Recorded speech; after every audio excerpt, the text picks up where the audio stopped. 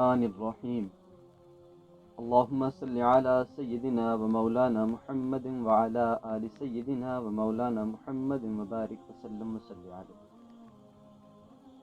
ناظرین و سامعین، کردار کی عظمت، دامن کی پاکیزگی، طہارت نفس، یہ ہر شریف النسب ہستی کا ترہ امتیاز ہوتا ہے۔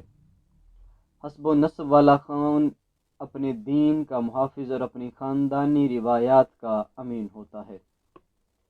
شرف نجابت کائنات عالم میں جو بنو ہاشم کو عطا کیا گیا وہ کسی اور کا مقدر کہاں ہو سکتا ہے۔ احادیث کی وادی نور میں سفر کرنے والا شخص یہ جانتا ہے کہ بانی اسلام، نور مجسم، ہادی کون و مکان، رحمت انسجاں صلی اللہ تعالی علیہ وآلہ وصحبہ وسلم نے ارشاد فرمایا، اللہ نے جب مخلوقات کو خلق فرمایا تو مجھے سب سے اعلیٰ مخلوق میں اللہ نے مبعوث فرمایا۔ جب شرف قبیلہ کی بات آئی تو مجھے اعلیٰ قبیلے میں مبعوث کیا گیا۔ جب گھرانے تقسیم ہوئے تو اللہ نے سب سے اعلیٰ گھر میرے لیے انتخاب کیا، مجھے بنو ہاشم میں مبعوث کیا گیا۔ بنو ہاشم اولاد آدم میں سب سے افضل، سب سے اعلیٰ، سب سے برتر ہیں، اور میں تمام بنو ہاشم سے افضل ہوں۔ تاریخ اسلام کا طالب علم یہ بھی جانتا ہے کہ ختمی مرتبت سید انسجاں کا حسب و نسب کائنات میں سب سے ارفع و اعلیٰ حسب و نسب ہے۔ بانی اسلام صلی اللہ تعالیٰ علیہ وآلہ وسلم کا نام نامی احمد محمد مصطفیٰ صلی اللہ تعالیٰ علیہ وآلہ وسلم محمد بن عبداللہ بن عبد المطلب بن ہاشم بن قصی بن کلاب ہے۔ آقا علیہ الصلوۃ والسلام کا فرمانے عالی شان ہے، رحمت انسجاں صلی اللہ تعالیٰ علیہ وآلہ وسلم ارشاد فرماتے ہیں، میں عبد المطلب کا بیٹا ہوں، ہم کاذب نہیں۔ یعنی کہ اس خاندان کا ترہ امتیاز یہ بھی ہے کہ یہ خاندان جھوٹ جیسی غلاظت سے مبرہ ہے۔ یہ خاندان جہاں حسب و نسب کا ترہ امتیاز لیے ہوئے ہے، وہاں یہ کذب بیانی سے بھی پاک خاندان ہے۔ ہم قریشی، ہم ہاشمی، ہم مصطفوی یہ جانتے ہیں کہ آقا علیہ الصلوۃ والسلام کا خاندان کتنا پاک باز، کتنا طہارت یافتہ خاندان ہے، کہ جن کے متعلق قرآن مجید فرقان حمید کی نص قطعی موجود ہے، انما یرید اللہ لیذھب عنکم الرجس اہل البیت ویطہرکم تطہیرا۔ اللہ نے اس خاندان کو طہارت عطا کی ہے، وہ حسب کی طہارت ہے، وہ نسب کی طہارت ہے، وہ ہر قسم کی طہارت ہے جو اللہ وحدہ لا شریک نے اس خاندان کو عطا کی۔ جس شخص نے آپ کے حسب و نسب میں شک کیا، کوئی شخص آقا علیہ الصلوۃ والسلام کے حسب و نسب میں شک کرے تو علماء اہل اسلام اور محدثین کرام نے اس شخص کو کافر گردانا ہے جو آقا علیہ الصلوۃ والسلام کے حسب و نسب میں طعن و تشنیع کی کوشش کرے۔ محدثین کی ایک بڑی جماعت نے اس کو کافر گردانا ہے کہ وہ شخص کافر ہے۔ بانی اسلام صلی اللہ تعالیٰ علیہ وآلہ وسلم از روئے حسب و نسب تمام عالمین سے افضل ہیں۔ پاک و طیب و طاہر والی کونین رحمت عالم صلی اللہ تعالیٰ علیہ وآلہ وسلم کا فرمانے علی شان ہے کہ میں پاک اسلاب سے پاک ارحام تک منتقل ہوتا رہا، یہاں تک کہ اللہ نے پسند فرمایا اور میرا ظہور ہوا۔ حسب و نسب کی قدر و قیمت وہی شخص جان سکتا ہے جس کا اپنا حسب و نسب عرفہ اور اعلیٰ ہے، جس کو حسب و نسب کی قدر و قیمت ہے۔ سیدنا حضرت عبداللہ بن عبد المطلب اپنی خاندانی اقدار و روایات کے امین اور محافظ، پدر مصطفیٰ، شہزادہ بطحہ، امیر کونین، جناب حسین بطحہ حضرت عبداللہ بن عبد المطلب علیہ السلام، حسن کی جاگیر میں حضرت یوسف کی وراثت کا مالک جناب حضرت عبداللہ بن عبد المطلب۔ یہ کون عبداللہ ہیں؟ یہ وہ عبداللہ ہیں جو جناب محمد رسول اللہ کے والد گرامی ہیں، جو آقا علیہ الصلوۃ والسلام کے پدر گرامی ہیں، جو جناب حضرت آمنہ سلام اللہ علیہا کے دل کا قرار ہیں، جو جناب حضرت عبد المطلب کی آنکھوں کی ٹھنڈک ہیں، جو ذبی عبداللہ ہیں، جو حسن یوسف کے مالک ہیں اور جو اسماعیل کی ذباحت کے بھی وارث ہیں۔ جناب حضرت عبداللہ جن کا لخت جگر کونین کا والی، کونین کا مالک اور مختار جناب حضرت عبداللہ کا لخت جگر جناب سیدی احمد مجتبیٰ محمد مصطفیٰ صلی اللہ تعالی علیہ وآلہ وصحبہ وسلم ہے۔ کائنات اس عظیم شخص کو جانتی ہے کہ اس جیسا باپ نہ پہلے کوئی ہوا نہ بعد میں کوئی ہوگا۔ یہ سید الانبیاء کے والد گرامی ہیں جناب حضرت سیدی عبداللہ۔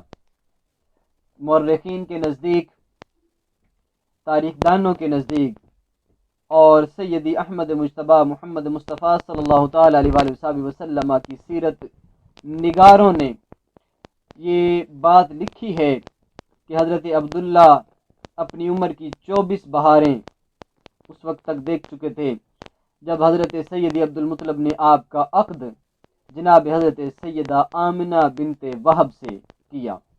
جی ہاں، حضرت عبداللہ کی شادی عمر کے 24ویں برس میں ہوئی۔ 24 سال آپ کی عمر مبارک تھی جب آپ کی شادی جناب حضرت آمنہ بنت وہب سے کی گئی۔ یہ حضرت سیدہ آمنہ انشاءاللہ ہم اگلی قسم میں ان کے حوالے سے بھی ذکر کریں گے۔ حضرت سیدہ طیبہ طاہرہ آمنہ کونین میں اس جیسی کوئی اور ماں بھی نہیں ہے، کونین میں سید عبداللہ جیسا کوئی اور باپ بھی نہیں ہے۔ عرفہ اور اعلیٰ خاندان جناب حضرت سیدی عبداللہ کا خاندان، حضرت محمد مصطفیٰ صلی اللہ تعالی علیہ وآلہ وصحبہ وسلم کا خاندان۔ تاریخی پس منظر جب ہم دیکھتے ہیں تو ہمیں یہ علم ہوتا ہے، ہمیں یہ جاننے کی سعادت حاصل ہوتی ہے کہ ایک دفعہ بیر زمزم، جس کو چائے زمزم بھی کہا جاتا ہے، جس کو آب زمزم کا کنواں کہا جاتا ہے، اس زمزم کی کھدائی کے دوران ایک شخص جس کا نام عدی بن نوفل ہے، اس نے کہا تھا جناب حضرت عبدالمطلب سے، عبدالمطلب اتنی محنت کس لیے کرتے ہو جبکہ تم ابتر ہو، تمہاری تو کوئی اولاد ہی نہیں ہے، یہ جاہ و حشم کس کو دو گے، یہ عزت اور مرتبہ، یہ مقام کس کو دو گے، تمہاری تو اولاد ہی کوئی نہیں ہے۔ تو بیر زمزم کی منڈیر پہ کھڑے ہو کر جناب حضرت سیدی عبداللہ کے والد گرامی محمد مصطفیٰ صلی اللہ تعالی علیہ وآلہ وصحبہ وسلم کے جد محترم حضرت سیدی عبدالمطلب نے آب زمزم کے کنویں کی منڈیر پہ کھڑے ہو کر کے اللہ کے حضور سے منت مانی، اے اللہ اگر تو مجھے 10 بیٹے عطا فرما جو میرے سامنے جوان ہوں تو میں ان میں سے ایک بیٹا تیری بارگاہ میں پیش کرتا ہوں۔ ہادی کون و مکان کے جد محترم کا یہ عمل ہمیں یہ بتاتا ہے کہ نظر ماننا، منت ماننا، مراد پوری کرنا یہ بزرگوں کا وتیرہ ہے، اور یہ ہر اس جگہ پر مانی جا سکتی ہے جو متبرک ہو، جو شاعر اللہ میں سے ہو۔ قرآن مجید فرقان حمید بھی ہمیں اس کی تعلیم دیتا ہے۔ سورہ آل عمران میں جناب حضرت مریم سلام اللہ علیہا کے ذکر میں ہمیں یہ منظر ملتا ہے کہ جب ہنالک دعا زکریا ربہ کے یہ الفاظ ہمیں بتاتے ہیں کہ جناب حضرت زکریا نے حضرت مریم سلام اللہ علیہا کے محراب میں کھڑے ہو کر کے اللہ سے دعا مانگی تھی کہ اللہ مجھے اولاد نرینہ عطا فرما۔ جی ہاں ناظرین، اولاد کے لیے کسی بزرگ ہستی کا صحبت میں بیٹھ کے اللہ کے حضور میں دعا مانگنا یہ انبیاء علیہ السلام کی سنن میں سے ہے۔ یہ جناب حضرت جد محترم سیدی عبداللہ کے والد گرامی حضرت عبدالمطلب کی سنت مبارکہ ہے۔ بزرگوں کی پاس بیٹھنا اور متبرک جگہوں پہ بیٹھ کر کے ان سے فیض حاصل کرنا یہ بہرحال ایک مسنون عمل ہے۔ حضرت عبدالمطلب نے وہاں آب زمزم کے پاس کھڑے ہو کر کے دعا مانگی، یا اللہ اگر تو مجھے 10 بیٹے عطا فرما جو میرے سامنے جوان ہوں تو میں ان میں سے ایک بیٹا اللہ تیری بارگاہ میں پیش کروں گا۔ یہ وہ ایک اور لمحہ فکریہ ہے۔ اس روایت سے ہمیں ایک اور چیز بھی ثابت ہوتی نظر آتی ہے، وہ یہ ہے کہ جو لوگ اس خاندان کی تعین و تشریح میں لگے ہیں، جو لوگ اس خاندان کو ڈیگریڈ کرنے کی کوشش کر رہے ہیں، انہیں جاننا چاہیے کہ عبدالمطلب وہ عظیم شخص ہے، وہ مواحد شخص ہے۔ جہاں عرب کے لوگ کفر میں ڈوبے ہوئے تھے، کفرستان کی تاریکیوں میں اندھیر گھپ گھیر تھے، وہاں بھی جناب حضرت عبدالمطلب نے اللہ ہی کا نام لیا اور اللہ کی بارگاہ میں دعا کی کہ اللہ مجھے 10 بیٹے عطا فرما۔ اللہ نے وہ منت پوری کی اور اللہ ہر منت پوری کرنے پہ قادر ہے۔ وَإِنَّ اللَّهَ عَلَى كُلِّ شَيْءٍ قدیر کا مالک اور خالق اللہ ہے۔ اللہ نے وہ منت پوری کی اور جناب حضرت عبد المطلب کو 10 بیٹے عطا کیے گئے۔ تفصیل کے ساتھ انشاءاللہ گاہے بگاہے ہم ان کی ویڈیوز آپ تک پہنچاتے رہیں گے، ان کا تاریخی بیک گراؤنڈ اور تاریخی پس منظر گاہے بگاہے ایک ایک کر کے ہم آپ کے سامنے پیش کرتے رہیں گے۔ ہماری تیسری ویڈیو ہے جو ہم نے خاندان تطہیر کے حوالے سے کی، حضرت عباس بن عبد المطلب، حضرت جعفر بن ابو طالب اور جناب حضرت عبداللہ بن عبد المطلب کے حوالے سے۔ یہ ہماری تیسری کڑی ہے جو ہم اپنے ناظرین کے سامنے پیش کرتے ہیں۔ انشاءاللہ اللہ نے چاہا تو آگے بھی اس خاندان کے حوالے سے تاریخی حقائق آپ کے سامنے پیش کرتے رہیں گے۔ حضرت عبد المطلب کے گھر جب یہ 10 بیٹے جوان ہوئے تو آپ کو خواب میں منت پوری کرنے کا اشارہ دیا گیا۔ حضرت عبد المطلب نے آقا علیہ السلام کے جد محترم جناب حضرت سیدی عبد المطلب نے جب اپنے ہاں 10 بیٹوں کو جوانی کے عالم میں شباب کے عہد میں دیکھا تو منت پوری کرنے کا اشارہ خواب میں پایا۔ حضرت عبد المطلب نے 10 بیٹوں کو ساتھ لیا اور وادی مکہ سے باہر نکلے۔ اہل مکہ نے جب یہ منظر دیکھا کہ جناب حضرت عبد المطلب اپنی منت پوری کرنے کے لیے جائے مقررہ کی طرف جا رہے ہیں جہاں انہوں نے اللہ کی بارگاہ میں ایک فرزند کو پیش کرنا ہے، تو وہ بھی مکہ کے لوگ بھی آپ کے پیچھے پیچھے ہو لیے۔ خاندان کے لوگ تو پہلے بھی ساتھ تھے، باقی جو دیکھنے والے تماشبین تھے وہ بھی ساتھ ہو لیے۔ کسی نے کہا عبد المطلب یہ کیا کرتے ہیں، کسی نے کچھ کہا، کسی نے کچھ آواز کسی، تو حضرت عبد المطلب فرماتے ہیں مجھے حکم دیا گیا کہ میں اللہ کی راہ میں ایک بیٹے کو پیش کروں، تو میں ایک بیٹا اللہ کی بارگاہ میں نظر کے طور پر پیش کر رہا ہوں۔ بعض لوگوں نے پھر آواز کسی کہ عبد المطلب یہ کیا کرتے ہیں، آپ کے اس عمل سے ایسا نہ ہو کہ پھر وہی ابراہیمی سنت جو ہے وہ ہم پہ لاگو ہو جائے کہ بیٹے قربان کرو۔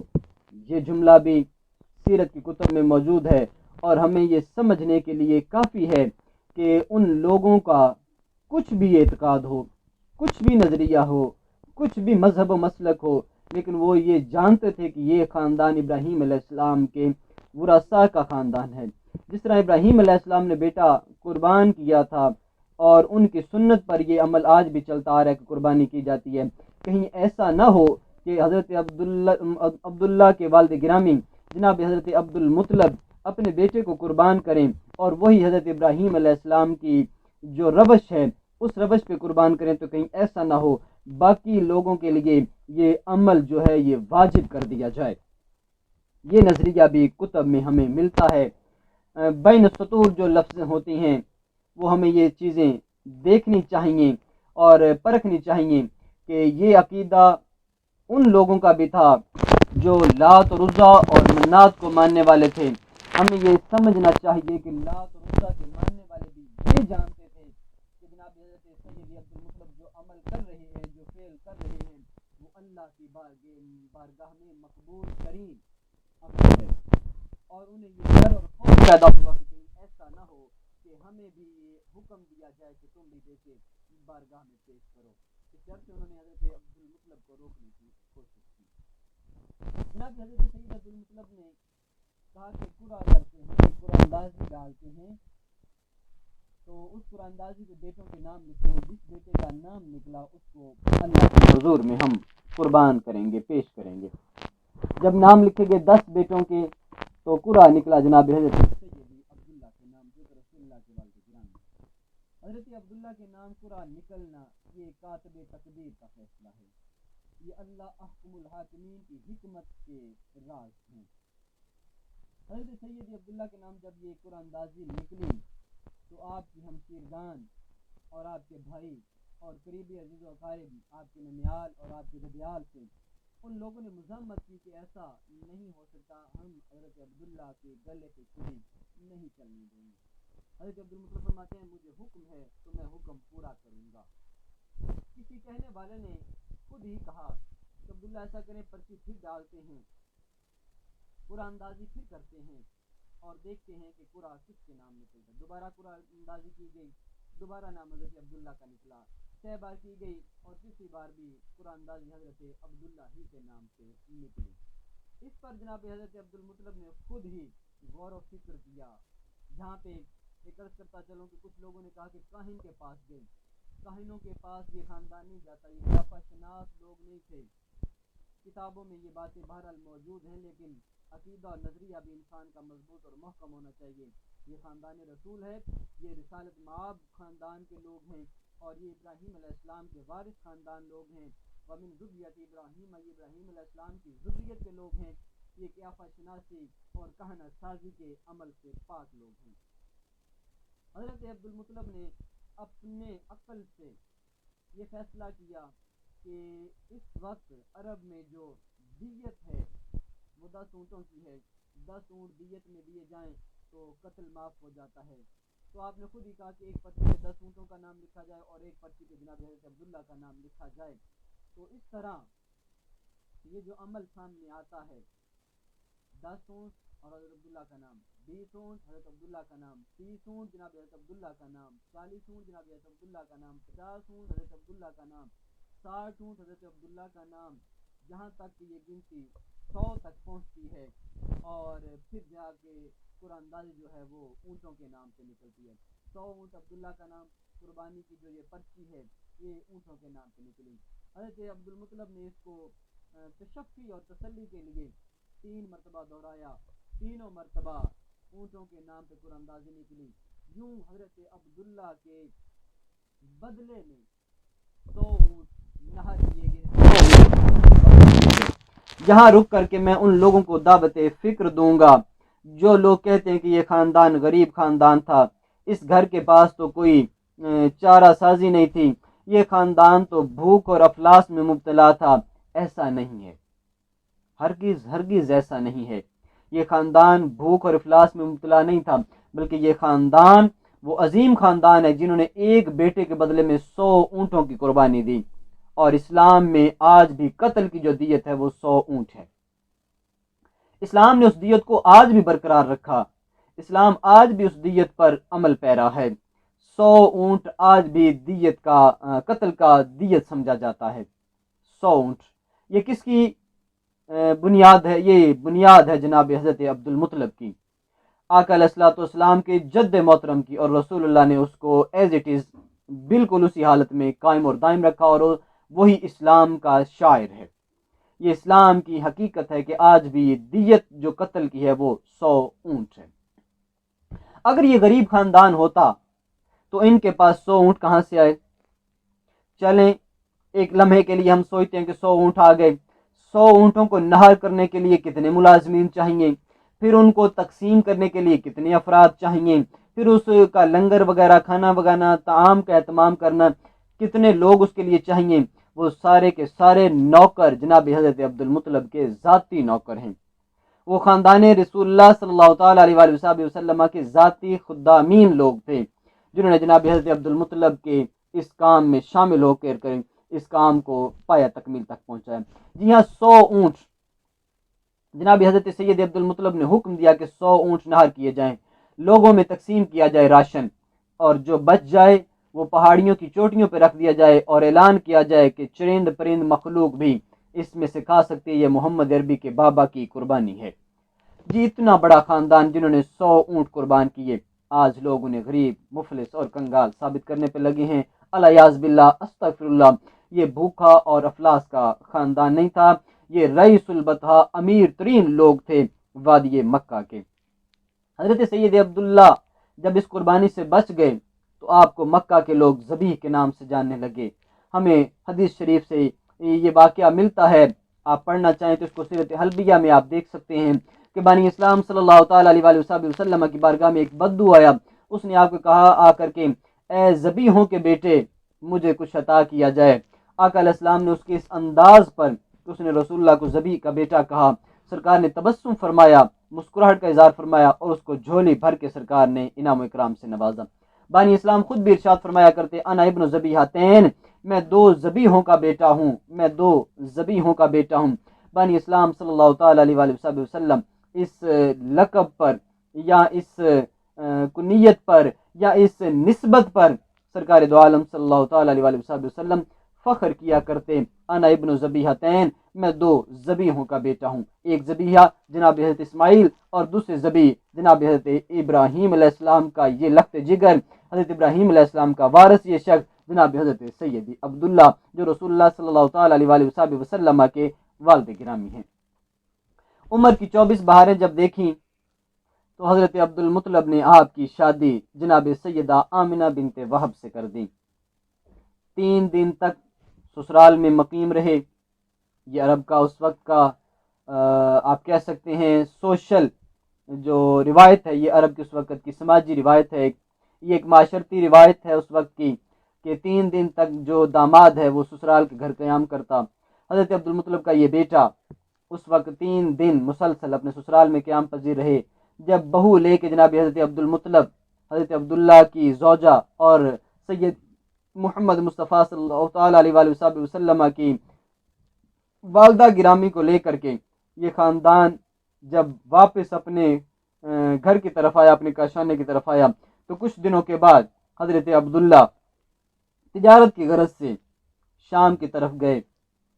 طبیعت کچھ ناساز ہوئی واپسی پر، کچھ بوجھل ہو گئی، کچھ طبیعت نے ساتھ نہ دیا، کچھ تقدیر نے ساتھ نہ دیا، تو یہ مدینہ المنورہ میں پہنچ کے، جس کو اس زمانے میں یثرب کہا جاتا تھا، جہاں میں عرض کرتا چلوں کہ ہمارے علماء نے، محدثین و مورخین نے اس سے بھی منع کیا کہ کوئی شخص رسول اللہ کی ہجرت کے بعد مدینہ کو یثرب نہیں کہہ سکتا، بلکہ حضرت عمر بن عبدالعزیز کا ایک واقعہ بھی ہے۔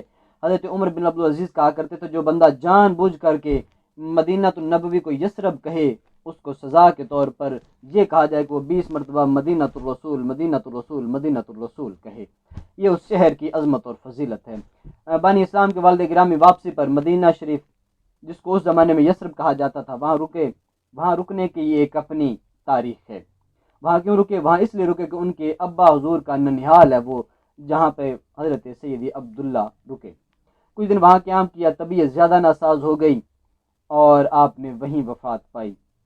جب یہ خبر مدینہ شریف میں پہنچی، مدینہ شریف سے مکہ شریف پہنچی، حضرت سیدی عبد المطلب نے اپنے بڑے لخت جگر جناب حضرت حارث سے کہا کہ حارث جاؤ اور جا کر کے اپنے بھائی کو صحت مند حالت میں واپس لے کے آنا، لیکن کاتب تقدیر کے فیصلے نرالے ہیں، کاتب تقدیر کے کچھ اور فیصلے ہیں، اس کی جو لیلا ہے وہ الگ سی ہے، اس کی منشا الگ سی ہے۔ حضرت حارث کے وہاں پہنچنے سے قبل ہی حضرت عبداللہ انتقال کر گئے۔ یوں رسول رحمت صلی اللہ تعالیٰ علیہ وآلہ وسلم کی آمد سے پہلے ہی آپ کے سر سے پدری شفقت جو ہے وہ اللہ نے لے لی۔ آپ اس دنیا میں یتیمی کی حالت میں تشریف فرما ہوئے۔ اس کی بھی ایک حکمت ہے، انشاءاللہ